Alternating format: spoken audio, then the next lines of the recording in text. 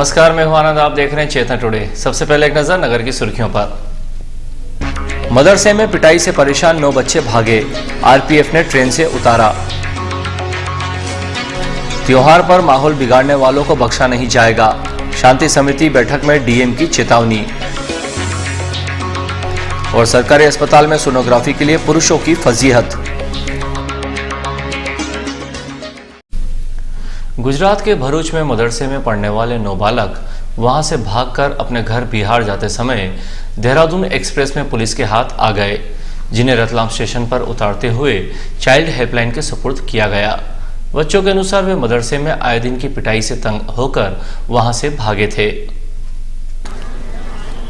Bandra terminus से चलकर देहरादून जा रही गाड़ी संख्या 19019 देहरादून एक्सप्रेस के S6 कोच में 9 बच्चे 10 से 12 वर्ष की उम्र के बगैर टिकट यात्रा करते पाए गए। मेघनगर से कोच में सवार आरपीएफ के जवानों ने जब इन बच्चों से पूछताछ की तो वे कोई संतोषप्रद जवाब नहीं दे पाए। सभी बच्चों को रतलाम स्टेशन पर उतारते हुए इन्हें पूछताछ के लिए आरपीएफ थाने पर ले जाया गया, जहां बच्चों ने चर्चा में बताया कि गुजरात के भरूच में स्थित मदरसे में वे पढ़ते हैं, सभी बिहार से आए हैं। वहां छोटी छोटी बात पर बेरहमी से पिटाई होती है। इसी से त्रस्त होकर वे अपने घर भाग रहे थे। पुलिस के अनुसार ये बच्चे दिल्ली और फिर वहां से बिहार में अपने अपने गांव जाने के लिए निकले थे। फिलहाल सभी को चाइल्ड हेल्पलाइन भेज दिया गया है, जहां से इनके माता पिता को सूचना दी जाएगी।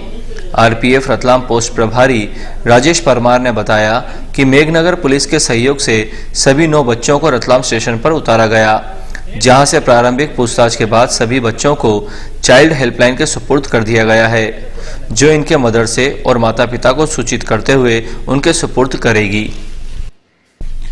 उत्तर भारतीय परिवारों ने छठ पर्व बुधवार को परंपरागत तरीके से मनाया। झाली तालाब पर महिलाओं ने सूर्य को अर्घ्य देते हुए अपने सुहाग के दीर्घायु एवं परिवार में सुख समृद्धि की प्रार्थना की। 3 दिनी पर्व का समापन शुक्रवार को होगा। रतलाम में रहने वाले उत्तर भारतीय परिवार की महिलाओं ने पर्व को परंपरागत उत्साह से मनाया। बुधवार सूर्यास्त के समय कालिका माता मंदिर क्षेत्र स्थित झाली तालाब पर पर्व के अनुसार सूर्यदेव को अर्घ्य देते हुए पूजा अर्चना की गई। समाज की महिलाओं ने इस मौके पर परंपरागत तरीके से सूर्य आराधना की। महिलाएं अपने परिवार के साथ झाली तालाब पर सूर्य आराधना के लिए पहुंची थी। 2 दिनों तक चले इस पूजन कार्यक्रम के दौरान बड़ी संख्या में महिलाओं ने हिस्सा लिया। महिलाओं ने एक दूसरे को सिंदूर के टीके लगाते हुए पर्व की शुभकामनाएं दी। उत्तर भारत में छठ पूजन एक बड़ा पर्व है। इसके उपलक्ष्य में महिलाएं निर्जला व्रत करते हुए पति के दीर्घायु व परिवार में आरोग्य समृद्धि की कामना करती हैं। युवतियां भी अच्छे वर की कामना को लेकर व्रत रखती हैं। शुक्रवार को पर्व का अंतिम दिन रहेगा।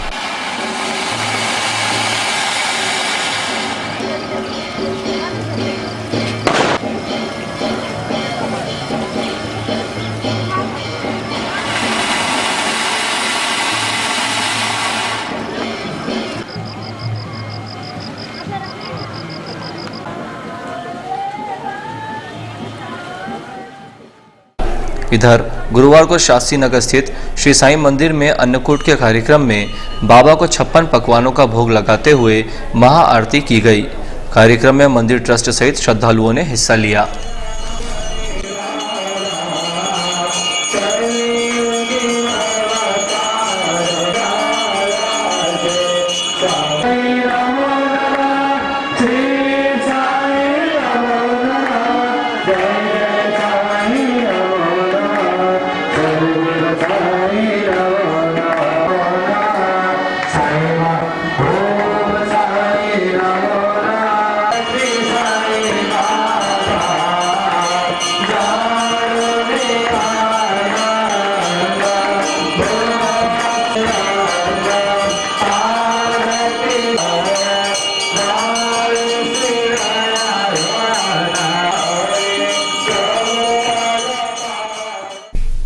जिला दंडाधिकारी डॉक्टर संजय गोयल ने स्पष्ट कर दिया है कि शहर में आगामी पर्वों को आपसी सामंजस्य, सद्भाव और स्नेह के साथ मनाया जाए, लेकिन माहौल बिगाड़ने वालों को किसी भी स्थिति में बख्शा नहीं जाएगा।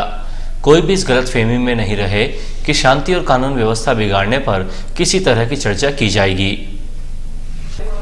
गुरुवार को कलेक्टोरेट सभागृह में आगामी मुहर्रम, देवउठनी एकादशी, प्रकाश पर्व सहित अन्य त्योहारों के सिलसिले में शांति समिति की बैठक रखी गई।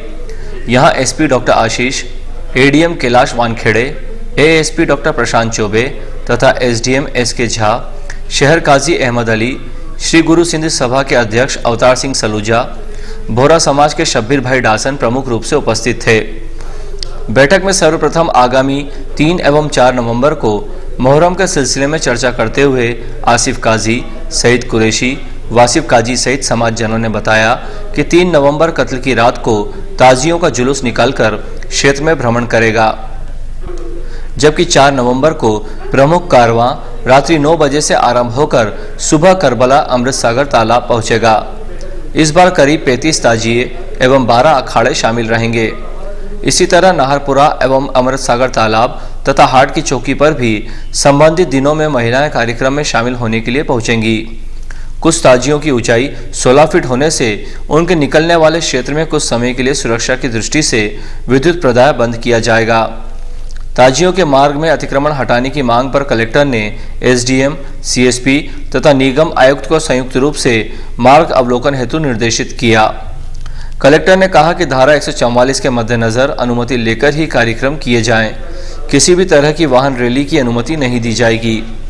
कार्यक्रम के दौरान धारदार शस्त्रों सहित जोखिम भरे प्रदर्शनों पर प्रतिबंध रहेगा। बैठक में मुहर्रम के ताजियों के विसर्जन का समय प्रातः 5 बजे तय किए जाने पर सहमति जताई गई। पुलिस अधीक्षक डॉक्टर आशीष ने बैठक में अपेक्षा जताई है कि अखाड़ों के द्वारा किए जाने वाले प्रदर्शन निश्चित स्थानों पर ही किया जाएगा। पर्वों के दौरान पुलिस का पर्याप्त बंदोबस्त रहेगा। बैठक में श्री सलूजा ने बताया कि गुरु नानक जयंती पर्व 6 नवंबर को मनाया जाएगा, जिसके तहत 2 नवंबर को शहर में समाज द्वारा भव्य शोभा यात्रा निकाली जाएगी। शहर के प्रमुख मार्गों से यह यात्रा निकलेगी। उन्होंने संध्या फेरी एवं 6 नवंबर को सिंधी समाज द्वारा जुलूस निकाले जाने की जानकारी भी दी। इस पर एसपी ने ट्रैफिक डीएसपी जेके दीक्षित को यात्रा के मार्ग में यातायात को सुचारू करने हेतु निर्देशित किया। श्रीमती सुषमा श्रीवास्तव ने आवारा कुत्तों और पशुओं की समस्या पर प्रशासन का ध्यान दिलाया। बैठक में देवउठनी एकादशी, छोटी दिवाली पर शहर में आतिशबाजी एवं वैवाहिक आयोजनों, अन्नकूट सहित अन्य धार्मिक आयोजनों पर भी आवश्यक इंतजाम के लिए संबंधित विभागों को पाबंद किया गया। इस अवसर पर शांति समिति के सदस्यगण एवं पुलिस प्रशासन के अधिकारी मौजूद थे। संचालन एवं आभार एडीएम श्री वानखेड़े ने माना। जिला चिकित्सालय में सोनोग्राफी की सुविधा बीमार होने के कारण लंबे समय से मरीजों को सुविधा का लाभ नहीं मिल पा रहा है। स्थिति यह है कि बीमार पुरुषों को सोनोग्राफी करवाने के लिए लंबा इंतजार करना पड़ रहा है। अस्पताल में सोनोग्राफी की मशीन और विशेषज्ञ का अभाव लंबे समय से परेशानी का कारण बना हुआ है। जावरा शासकीय चिकित्सालय से विशेषज्ञ सप्ताह में नियत दिन यहां आकर मरीजों की सोनोग्राफी करते हैं, जबकि शेष दिनों में यह कार्य रेड क्रॉस सोसाइटी द्वारा संचालित सुविधा पर होता है।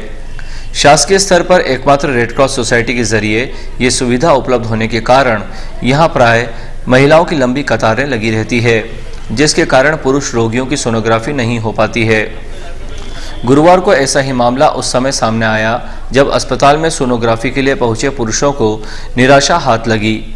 मंगल सिंह ने बताया कि उसकी तबीयत लगातार खराब होने के कारण अस्पताल में सोनोग्राफी के लिए लिखा गया है, लेकिन जब मैं रेड क्रॉस सोसाइटी पर पहुंचा तो मुझे सोमवार का समय दिया गया, जबकि मेरी सोनोग्राफी ज़रूरी है। इसी तरह बलराम ने बताया कि सोनोग्राफी सेंटर पर गिनती के 4 पुरुष मरीज होने के बाद भी उन्हें 4 दिन बाद का समय दिया गया, जबकि पुरुषों की सोनोग्राफी भी होना चाहिए।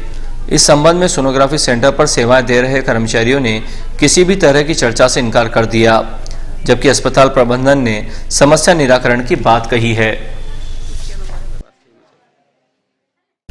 रतलाम से फूल बेचकर लौट रहे ग्रामीण युवक संजय पिता बसंती लाल को करमदी के समीप सामने से आ रही बाइक ने टक्कर मार दी, जिससे संजय को गंभीर चोटें आई हैं। उसका जिला चिकित्सालय में उपचार जारी है। टक्कर मारने वाला बाइक चालक घटनास्थल से फरार हो गया। अंत में एक नजर फिर से सुर्खियों पर। मदरसे में पिटाई से परेशान 9 बच्चे भागे, आरपीएफ ने ट्रेन से उतारा। त्योहार पर माहौल बिगाड़ने वालों को बख्शा नहीं जाएगा, शांति समिति बैठक में डीएम की चेतावनी। और सरकारी अस्पताल में सोनोग्राफी के लिए पुरुषों की फजीहत। चेतन टुडे में आज बस इतना ही। हम फिर मिलेंगे कुछ और नई सुर्खियों के साथ। तब तक के लिए नमस्कार।